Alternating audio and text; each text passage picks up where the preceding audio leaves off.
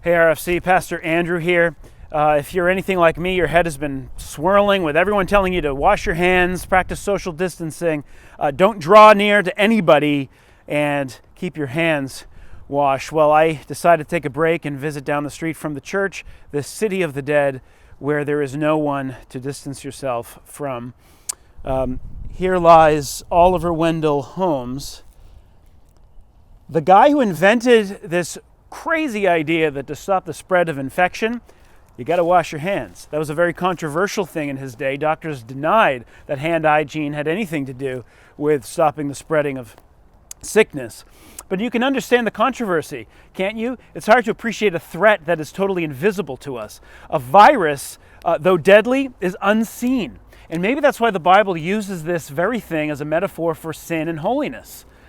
The psalmist says in Psalm 24, "Who shall ascend the hill of the Lord? Who could dwell in God's holy place?"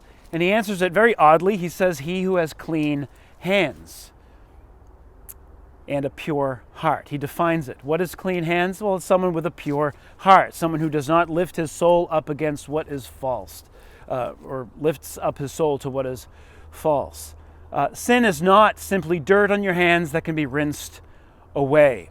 It's a deadly virus that needs to be eradicated.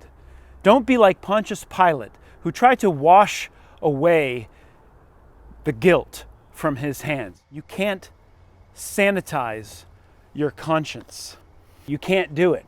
The people in Israel knew this. We've been studying Leviticus as a church before we had our hiatus, and I will say that in all of the blood of that book, all of the animal sacrifices the priest was doing to try to get people atoned for, their sins would be washed away supposedly by the blood of these animals, so they could stand in God's holy presence. We know from Hebrews 10 that the blood of bulls and goats could not possibly take away sin. All of that was a metaphor pointing to Jesus, like hand washing. It was all an illustration.